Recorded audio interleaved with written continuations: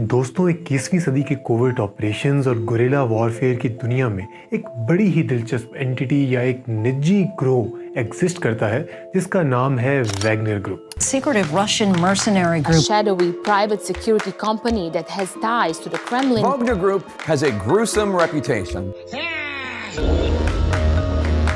Wagner नामी इस private military contractor ने पिछले 10 सालों में बहुत लोगों की तवज्जो और क्यूरियोसिटी को अपनी तरफ खींचा जरूर है, लेकिन रशिया की इस प्राइवेट मिलिट्री कंपनी की असल तस्वीर और कई दिलचस्प हकायक आज भी एक मिस्ट्री है। वैगनर ग्रुप ना तो किसी रियासत की बाकायदा मिलिट्री फोर्स है और ना ही किसी रियासत के खिलाफ खड़ी होने वाली कोई मिलिटेंट ऑर्गेनाइजेशन। वैगनर ग्रुप, जो अपने फाउंडर डिमिट्री उटकिन के नाम पर रखी गई है, ने शोहरत पिछले 10 सालों में बतदरीज हासिल की।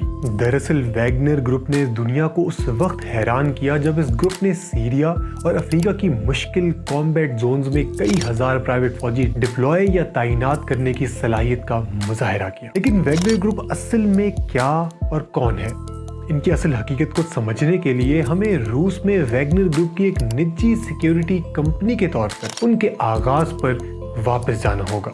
2014 में कायम होने वाला ये ग्रुप उस वक्त के मशरकी या ईस्टर्न यूक्रेन कॉन्फ्लिक्ट में यकदम एक अहम खिलाड़ी बन गया, जिसने उस जंग की डायनेमिक्स को नुमायां तौर पर तब्दील कर दिया। ईस्टर्न यूक्रेन से मास्क पहने जदीद हथियारों से लैस सिपाहियों की वीडियोस और पिक्चर्स वायरल होना शुरू हो गई और इंटरनेशनल मीडिया ने इस ग्रुप पर लिटिल ग्रीन मैन के नाम से बात करना शुरू कर दी। दोस्तों, एक अंदाजे के मुताबिक 2 से 5 हजार जंगजुओं या फाइटर्स के साथ इस ग्रुप ने यूक्रेन के शहर डोंबास में अलहदगी पसंद कुव्वतों को तकवीत देने के लिए भारी हथियारों से लैस और तरबियत याफ्ता किराए के फौजी तैनात किए थे। वैगनर ग्रुप की मौजूदगी ने 2014 में ईस्टर्न यूक्रेन की इस जंग को एक नई सतह पर ला खड़ा किया।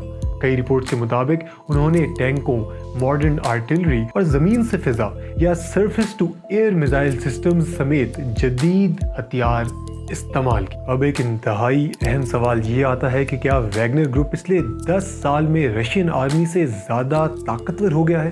दोस्तों, आम ख्याल ये किया जाता है कि गुरिल्ला जंग में वैगनर ग्रुप ज्यादा मुअस्सर है क्योंकि उसके जंगजुओं के पास रशियन आर्मी के मुकाबले में पहले से ज्यादा तजुर्बा और बेहतर मिलिट्री किट्स मौजूद होती हैं। व्हाइट हाउस के ऑफिशियल तखमीने के मुताबिक वैगनर ग्रुप में तकरीबन 50,000 सिपाही भर्ती हैं, जिनमें ज्यादातर आज यूक्रेन में तैनात हैं, जबकि इन 50,000 में से 40,000 रशियन जेलों में मुख्तलिफ जराइम में बंद वो कैदी थे जिनको मुख्तलिफ रियायतों के बदले वैगनर में भर्ती किया गया है। लेकिन रशियन आर्मी के मुकाबले में वैगनर आज भी एक छोटा जंगजू ग्रुप ही है।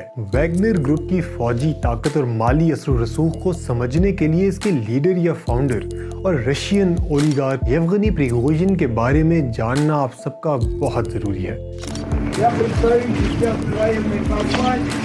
Наверное, слышали, ЧВК «Вагнер» называется.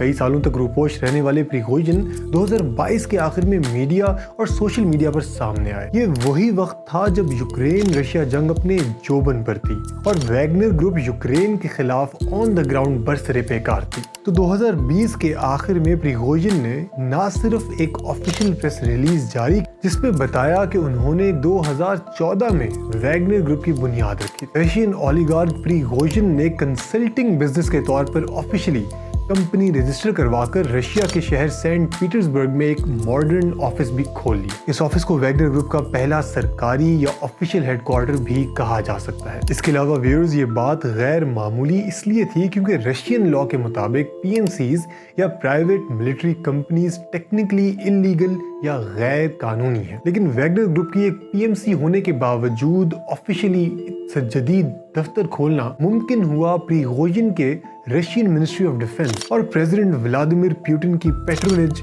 या सरपरस्ती की वजह से। वैगनर ग्रुप की तरफ वापस आए तो दोस्तों, मालूम होता है कि वैगनर ग्रुप 2014 से अब तक कम से कम 8 मुल्कों में मिलिटरीली एक्टिव रह चुका है। इन 8 अहम ममालिक में सीरिया, वेनेजुएला और कई अफ्रीकी ममालिक आते हैं। वैगनर ग्रुप इन ममालिक में रशियन इन्फ्लुएंस बढ़ाने के लिए प्रो रशियन ग्रुप्स की मदद करता था और रिपोर्ट्स के मुताबिक वैगनर ग्रुप ने इन तमाम ममालिक पे अपनी मौजूदगी के दौरान माली तौर पर भी अपने आप को इंतहाई मजबूत कर लिया। आखिर में वैगनर ग्रुप को रशियन हुकूमत का एक स्ट्रेटेजिक एसेट भी कह सकते हैं, जिसका वो मुख्तलिफ ममालिक में मुफादात या स्ट्रेटेजिक गेन्स हासिल करने के लिए इस्तेमाल करता है। लेकिन ये स्ट्रेटेजिक एसेट्स कब बंदूक की नोक अपनी तरफ कर लें, तारीख हमें इसका खूब सबक देती है।